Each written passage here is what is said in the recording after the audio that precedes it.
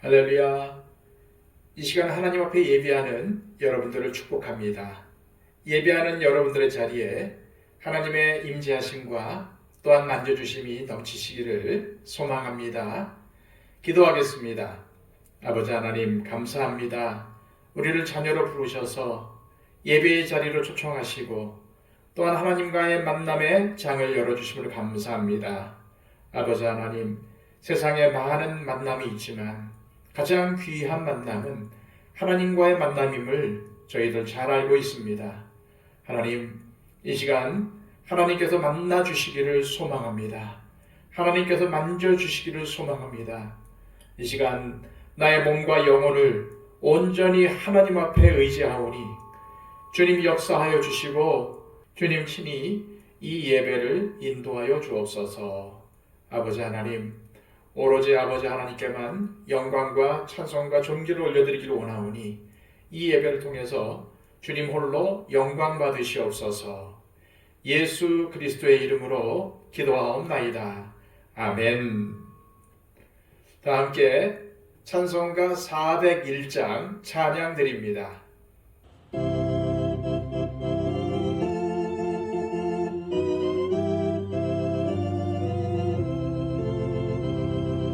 주의 곁에 있을 때 마음이 든든하오니 주여 내가 살 동안 인도하여 주소서. 주여 나를 인도하소서. 세상 살 동안 주여 인도하소서. 피난처인 예수여 세상을 경험할 때 그 신의 베푸사 나를 숨겨주소서.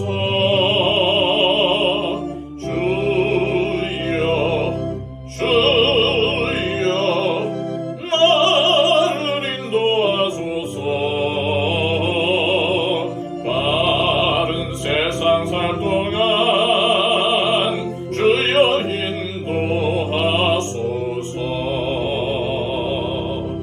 태산풍파 지난 후 영화로운 나라와 눈물 없는 곳으로 들어가게 하소서.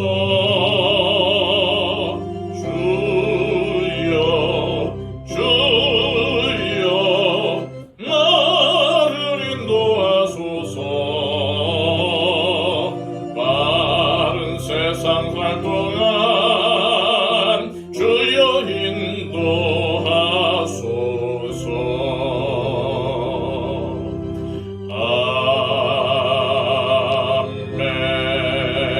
아멘. 찬송 하나 더 하겠습니다. 찬송가 569장입니다.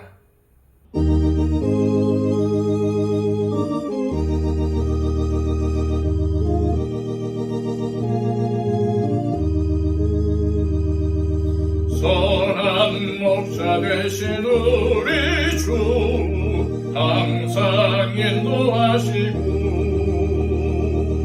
푸른 풀밭 좋은 곳에서 우리 먹여주소서. 선한 목자 구세주여 항상 인도하소서. 선한 목자 구세주여 항상 인도하소서. 영예물이 되신 예수여 우리 영접하시고 길을 잃은 양의 무리를 항상 인도하소서. 선한 목자 구세주여 기도 들어주소서 선한 목자 구세주여 기도 들어주소서 흠이 많고 약한 우리를 용납하여 주시고 주의 넓고 크신 은혜로 자유 얻게 하셨네 선한 목자 구세주여 지금 나갑니다 선한 목자 구세주여 지금 나갑니다 일찍 주의 뜻을 따라서 살아가게 하시고 주의 크신 사랑 베푸사 날아가게 하소서 선한 목자 구세주여 항상 인도하소서 선한 목자 구세주여 항상 인도하소서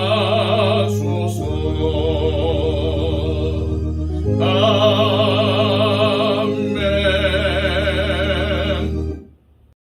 이 시간 우리에게 주시는 하나님의 복된 말씀은 신약성경 요한복음 9장 6절에서 12절까지의 말씀입니다.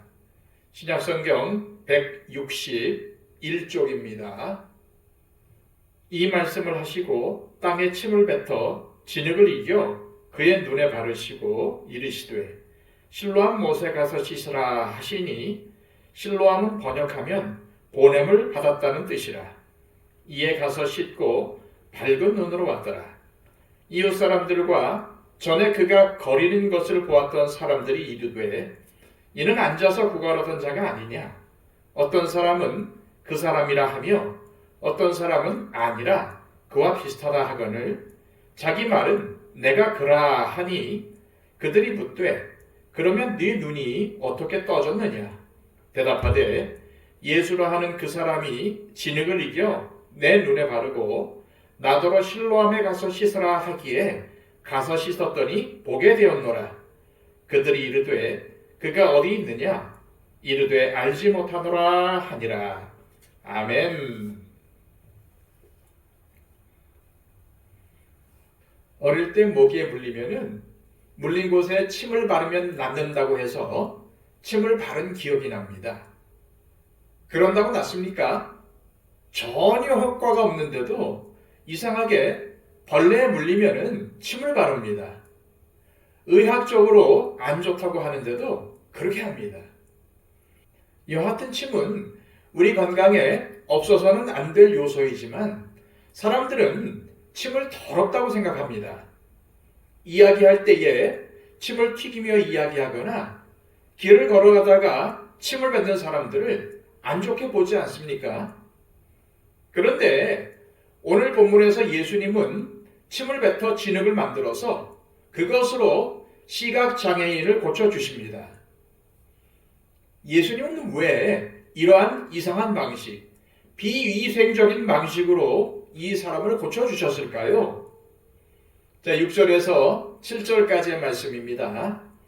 이 말씀을 하시고 땅에 침을 뱉어 진흙을 이겨 그의 눈에 바르시고 이르시되 실로암 못에 가서 씻으라 하시니 실로암은 번역하면 보냄을 받았다는 뜻이라. 이에 가서 씻고 밝은 눈으로 왔더라.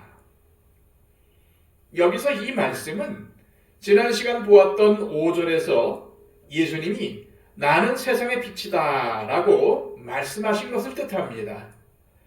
이 말씀을 하신 후에 땅에 침을 뱉으시고 그것으로 진흙을 이겨서 이 사람의 눈에 바르신 것입니다. 물론 예수님 당시에는 침이 더럽다기보다는 뭔가 신기한 효능이 있다고 믿었습니다. 그래서 그렇게 하신 이유도 있었을 것입니다. 하지만 예수님께서 침을 약처럼 사용하셨다거나 예수님의 침에는 다른 사람들에게는 없는 어떠한 특별한 성분이 있어서 치료를 위한 도구로 사용하셨다는 뜻이 아닙니다. 예수님의 이러한 행동은 무엇인가를 보여주기 위한 행동일 뿐입니다. 그런데 의아하게 생각되는 것은 말씀만으로 온 우주 만물을 창조하신 하나님이신 예수님께서 이 시각장애인에게 눈을 떠라 라고 명령하셨다면 당연히 이 사람은 눈을 떴을 것입니다. 아니면 100번 양보해서 예수님이 진흙을 발라주신 것까지는 좋습니다. 그렇다면 얼마의 시간이 지난 후에 떼어주시면서 이제 눈을 떠라 라고 하시면 되는데 실로암 못에 가서 씻어라 라고 하십니다. 눈이 잘 안 보이는 시각장애인입니다. 물론 시각장애인들이 비장애인들보다 청각이 많이 발달했다고 해도 진흙이 발려진 채 그것도 안 보이는 상태에서 실로암 못까지 간다는 것이 쉬운 일입니까? 그런 복잡한 거 필요 없이 말씀만으로도 충분히 이 사람을 고치실 수 있지 않습니까? 지난 시간 보았던 6장의 오병이어의 기적 때도 그냥 축사하시고 나눠주니까 성인 남자만 5,000명이 먹고도 남을 정도로 음식이 많아졌습니다. 별 행동 안 하셨습니다. 그러므로 이 시각장애인에게도 그냥 눈을 떠라 라고 하시면 되는데 굳이 이 실로암 못까지 가서 자기가 씻으라고 하는 데에는 뭔가 특별한 이유가 있는 것이 틀림이 없습니다. 우리는 침을 뱉어 진흙을 이기시는 예수님의 모습을 통해서 우리 인간이 어떻게 만들어졌는가를 생각하게 됩니다. 하나님은 우리 인간을 흙으로 만드셨습니다. 흙으로 만드시고 코에 생기를 불어넣으셔서 우리 인간이 이 땅에 존재하게 된 것입니다. 예수님은 오병이어의 사건 이후에 제자들에게 먼저 배를 타고 가게 하시고 제자들이 풍랑과 파도 때문에 고생하니까 물 위를 걸어서 그들을 도와주러 오셨습니다. 그때의 제자들이 물 위로 걸어오는 예수님의 모습을 보고 무서워하니까 우리 예수님께서 뭐라고 하셨습니까? 내니 두려워 말라 라고 하셨습니다. 내니라는 말은 헬라어로 에고에임이라는 말인데 이 말의 의미는 나는 나다라는 뜻입니다. 하나님께서 광야에서 모세를 부르실 때에 나는 나다라고 하셨습니다. 또한 모세가 이스라엘 백성들이 나를 보내신 분의 이름이 뭐냐고 물으면 뭐라고 대답하리이까? 라고 했을 때에 하나님은 나는 나다라고 하셨습니다. 우리 성경에는 나는 스스로 있는 자다라고 번역이 되어 있지요. 그 히브리어를 헬라어로 바꾼 것이 바로 에고에이미입니다. 나는 나다. 나는 스스로 있는 자다. 이것은 우리 인간의 머리로는 이해할 수가 없는 개념입니다. 그러므로 예수님이 내니, 즉 에고에임이라고 하신 것은 당신이 이 세상과 사람들을 새롭게 창조하시는 창조주라고 하시는 것입니다. 따라서 예수님이 침으로 진흙을 만들어 붙여 시각장애인의 눈을 뜨게 해주시는 것도 단지 이 사람의 눈만을 뜨게 하시려는 것이 아니라 그를 새로운 사람으로, 거듭난 사람으로 새롭게 만드신다는 것을 보여주시려는 상징적인 행동이라는 것을 알아야 합니다. 성경에는 기름을 부어 세워야 하는 세 종류의 직분이 있습니다. 바로 왕과 제사장과 선지자입니다.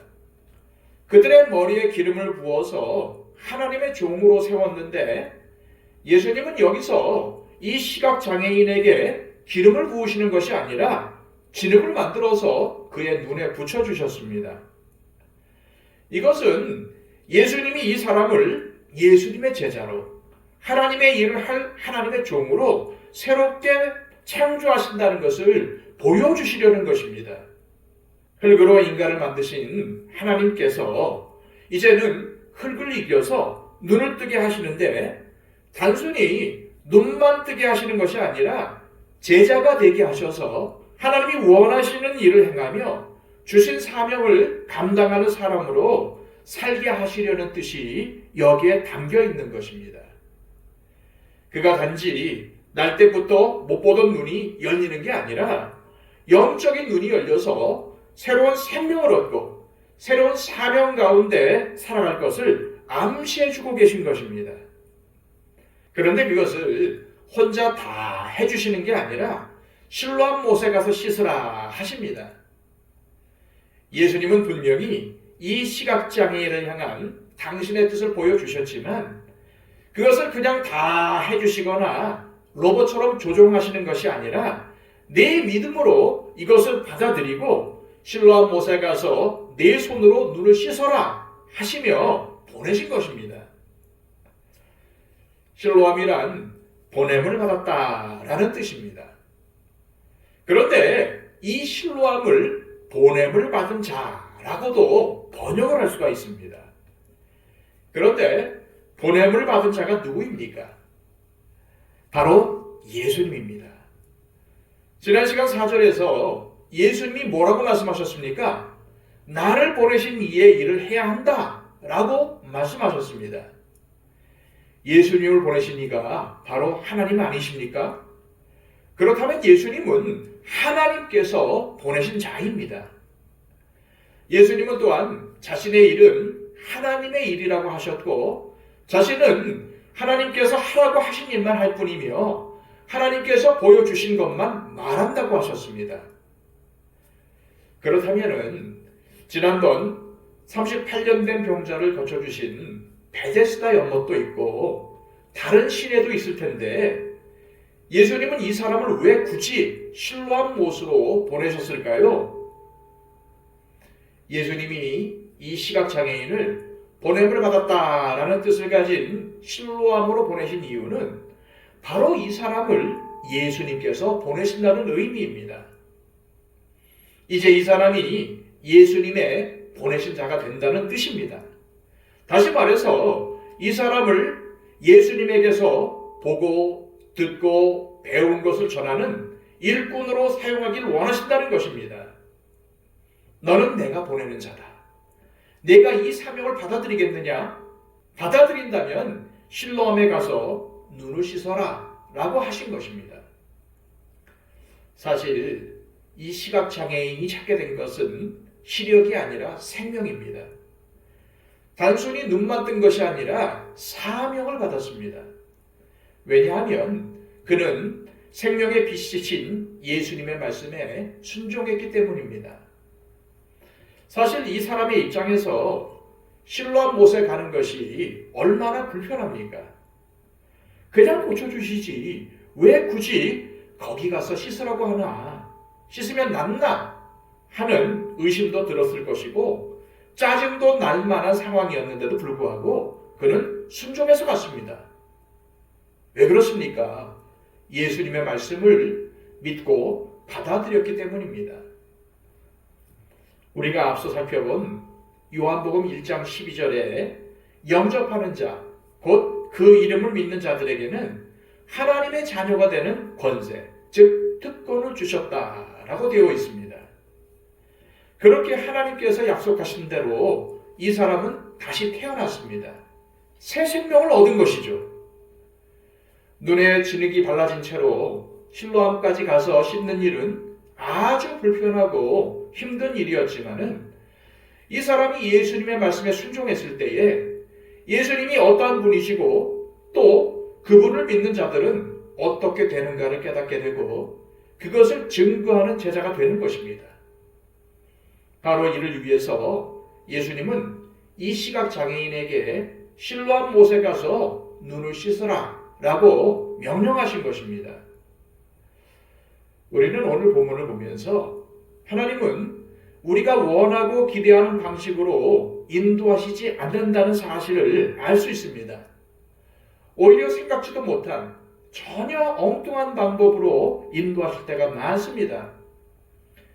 사실 침을 뱉어 진흙을 만들고 그것을 눈에 바르고는 실로암 못에 가서 씻으라는 것은 정말 이해가 안 되는 방식인데, 하나님께서 이렇게 이해가 안 되는 방식, 짜증나는 방식, 어렵고 불편한 방식으로 우리를 인도하실 때가 있습니다.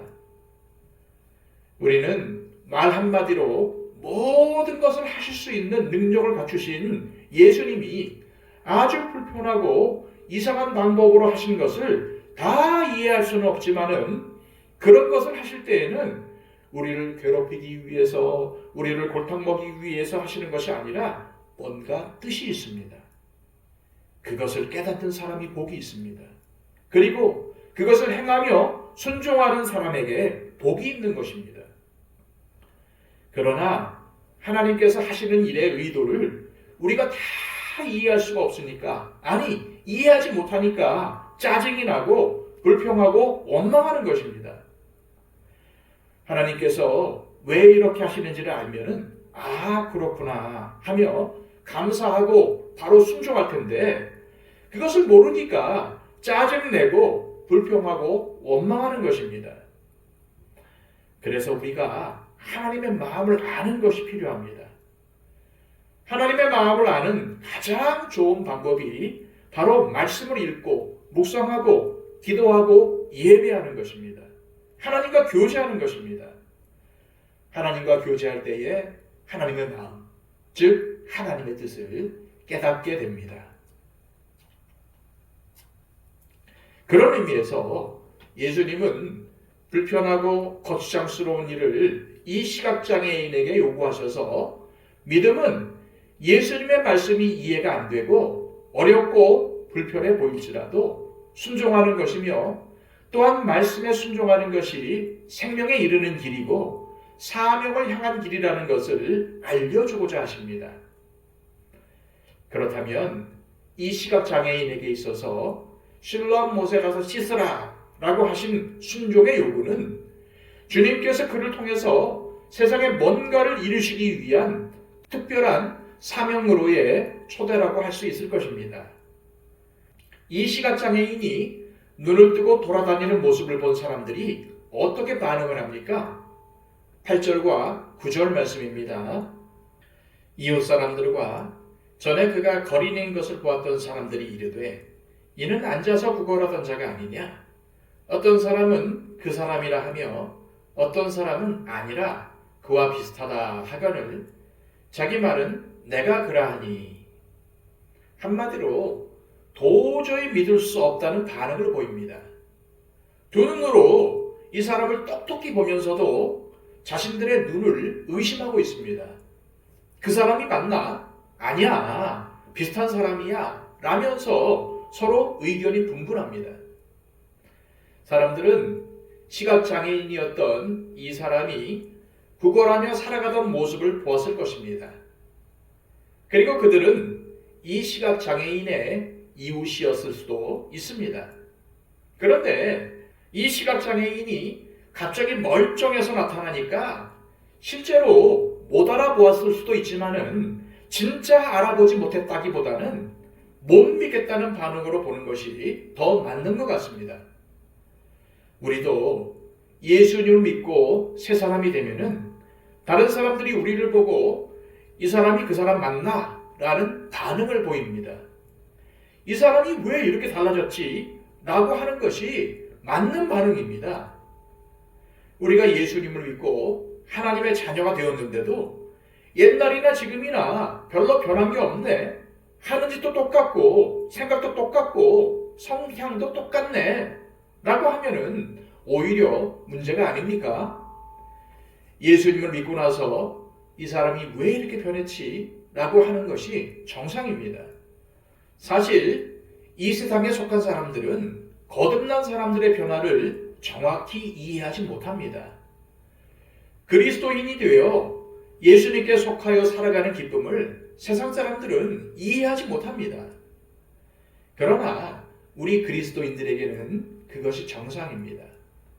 믿은 후나 믿기 전이나 그저 교회에 오는 것밖에 달라지는 것이 없다면 그럴싸한 종교 하나 가지게 된 것 외에 무슨 의미가 있겠습니까? 우리가 정말로 예수님을 영접하고 그분을 신뢰한다면 하나님께서 성령님을 통하여 우리의 속사람을 바꾸어 가십니다. 그런데 우리에게 아무런 변화가 없다면 예수님을 정말 믿고 있는지 점검해 보아야 합니다. 우리는 예수님을 믿는 순간 성령님을 내 안에 모시게 되고 그로 인해 세상과 구별된 새로운 백성으로 살아갈 힘을 얻게 되고 또 성령님께서 우리를 인도해 주시기 때문에 변화가 일어날 수밖에 없는 것입니다. 이렇게 시각장애인이었던 사람이 눈을 뜬 것을 보고 사람들이 다양한 반응을 보였는데 이와 비슷한 반응들이 이전에도 많았습니다. 예수님의 말씀을 듣고 혹은 예수님께서 행하신 표적을 보면서 사람들은 여러 가지 반응을 보였습니다. 어떤 사람들은 저분이 메시아다 라는 반응을 보였고 어떤 사람들은 아니야 어떻게 나사렛에서 메시아가 나올 수 있느냐 라는 반응을 보이는 사람들도 있었습니다. 예수님의 능력으로 눈을 뜨게 된 시각장애인도 지금 예수님과 비슷한 처지에 놓여 있는 것입니다. 예수님이 사람들에게 오해를 받고 여러 가지 이상한 반응들을 받으셨던 것처럼 이 사람도 바로 그러한 처지에 놓여 있습니다. 따라서 이 사람은 앞으로 살아가는 삶 속에서 예수님을 드러내는 자리에 서게 된 것입니다. 이 사람이 한 대답이 이것을 더욱 분명하게 보여줍니다. 사람들의 의견이 분분하니까 이 시각장애인이 뭐라고 말합니까? 내가 그라. 즉 자신이 바로 그 시각장애인이었고 구걸하던 바로 그 사람이라는 말입니다. 그리고 내가 그라 라고 한 말의 시제가 현재 미완료 시제입니다. 이것은 내가 그라 라는 말을 이 사람이 한 번만 말한 것이 아니라 계속 말했다는 의미입니다. 사람들이 자꾸만 그 시각장애인이 아니라고 하니까 내가 그 시각장애인이에요. 내가 그 거린 맞아요. 라고 계속 말했다는 겁니다. 그런데도 사람들은 계속 그를 추궁합니다. 어떻게 그런 일이 벌어질 수 있느냐라고 따져 묻습니다. 10절에서 12절까지의 말씀입니다. 그들이 묻되 그러면 네 눈이 어떻게 떠졌느냐?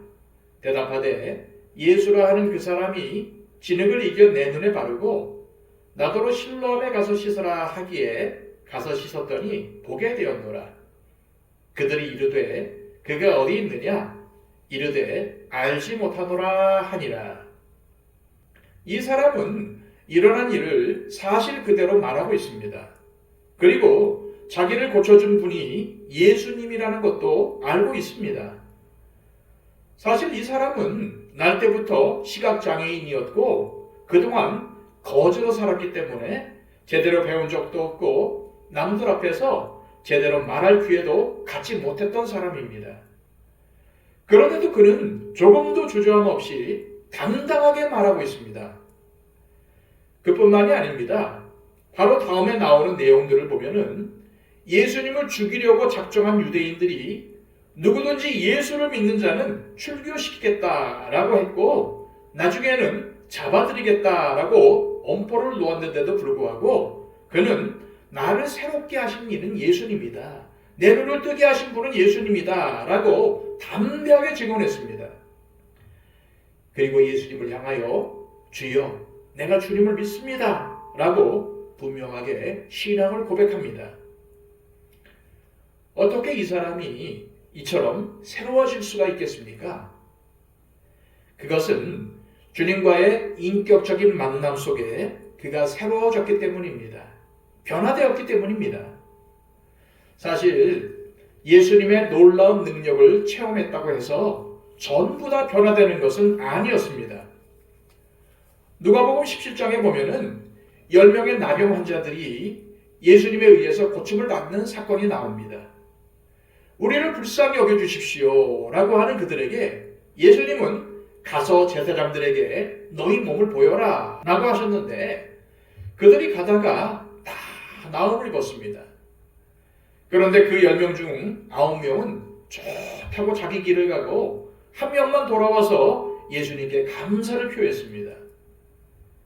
그때 예수님은 나머지 9명은 어디에 있느냐라고 하셨는데 이 말씀은 이것들이 배은망덕하게 은혜를 모르래 라는 차원이 아닙니다.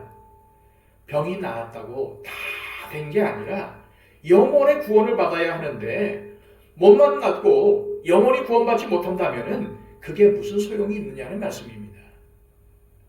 그 안타까움을 이야기하신 것이지 배은망덕하다고 책망하신 게 아닙니다. 사회학자이자 목사인 토니 캠폴러라는 분은 자신이 쓴 당신이 이제껏 들어온 모든 것은 틀렸습니다 라는 책에서 이런 말을 했습니다. 사람이 죽을 때 보면은 못다 입은 자기의 사업이나 업적을 후회하면서 죽는 것을 본 적이 없다는 겁니다. 이를테면은 내가 돈을 많이 못 벌었다. 좀 더 큰 사업을 이루지 못했다. 좀 더 높은 직책에 오르지 못했다. 라면서 후회하는 사람은 단 한 사람도 못 봤다는 겁니다. 그렇다면 사람들은 죽기 전에 무엇을 후회할까요? 바른 삶을 살지 못했다는 것을 후회합니다. 사랑해야 할 사람을 사랑하지 못했음을 후회합니다. 미워해서는 안 될 사람을 미워했던 것을 후회합니다. 마땅히 해야 할 도리를 다 하지 못한 것, 즉 사랑하는 자녀에게, 아내에게, 남편에게 더 많은 것들을, 더 많은 시간을 내어주지 못했음을 후회한다는 것입니다. 주님을 믿는다는 게 무엇일까요? 그것은 예수님과 인격적으로 사귀는 것입니다. 주님을 따른다는 것이 무엇일까요? 그분의 인격 앞에 내 인격을 내려놓는 것입니다. 그리스도인으로 산다는 것은 내 삶 속에 그리스도의 인격을 드러내고 그리스도께서 주신 사명을 따라 살아가는 것입니다. 그렇다면 지금 내가 당하는 아픔과 고난은 결코 불행일 수가 없습니다. 나에게 닥친 어떠한 일도 우연히 일어난 일일 수가 없습니다. 그것이야말로 인격적으로 나를 만나주시고 사귀어 주시려는 주님의 은혜입니다. 우리가 마지막 이 세상을 떠나는 순간 무엇을 후회할 것 같습니까? 우리도 대부분 자기가 이루지 못한 것을 후회하지는 않을 것입니다. 우리가 후회할 것은 대부분 더 사랑하지 못한 것, 남을 미워하는 것 등을 후회하게 될 것입니다. 우리는 눈을 감으면 하나님 나라에서 깨어날 텐데 그런 후회를 가지고 이 세상을 떠나서는 안 될 것입니다. 오히려 내가 영혼 구원을 한 명이라도 더 했어야 하는데, 더 하나님을 사랑하고 더 이웃을 사랑했어야 하는데, 이러한 식으로 우리의 생이 끝나야지 내가 제대로 하지 못해서 안타깝다라고 해서는 안 되겠습니다. 오늘 본문에 시각장애인에게 날 때부터 앞을 볼 수 없었다는 것은 큰 아픔이며 고통처럼 보였습니다. 그러나 이것이 오히려 주님의 사랑과 능력을 체험하고 주님을 인격적으로 만나게 된 은혜의 통로였습니다. 지금 우리의 삶에 어떠한 일이 있든지 하나님께서 우리에게 주신 사명을 붙들고 주님을 신뢰하며 나아감으로 하나님께서 주신 사명을 다하여 하나님 앞에 서는 날 잘했다고 칭찬받는 하나님의 신실한 종들이 다 될 수 있기를 주님의 이름으로 축복합니다. 기도하겠습니다. 아버지 하나님, 오늘 귀한 말씀을 주셔서 우리로 하여금 깨닫게 하심을 감사합니다. 이 세상을 잘 살았다는 것은 늘 주님과 동행하며 주님의 말씀에 순종하며 항상 주님을 의지하고 주님을 따라 사는 삶임을 알게 되었습니다. 주님, 우리가 오늘 주신 말씀을 통해 깨달은 이 진리를 우리의 삶 속에 그대로 실천할 수 있도록 인도하여 주시고, 주님께서 우리에게 맡겨주신 사명인 소금과 빛의 사명을 잘 감당하게 하여 주옵소서. 주님, 다름 아닌 내가 예수님을 보여주는 거울이라는 것을 잘 알게 하여 주셔서 내 삶을 통해서 세상 사람들은 교회를 평가하고 하나님을 평가한다는 사실을 우리는 알게 하여 주셔서 이 세상을 살아갈 때에 주님의 향기로 또 세상에 선한 영향력을 미치며 살아갈 수 있도록 인도하여 주옵소서. 우리가 말을 할 때에 어떤 행동을 할 때에 다시 한번 생각할 수 있도록 인도하여 주시고, 정말 이 말과 행동이 덕을 끼칠 만한 것인지를 잘 생각할 수 있는 지혜로운 하나님의 백성들 다 될 수 있도록 인도하여 주시고, 나의 착한 행실을 통해서 세상 사람들이 하나님께 영광을 돌리는 날이 오게 하여 주옵소서. 예수 그리스도의 이름으로 기도하옵나이다. 아멘.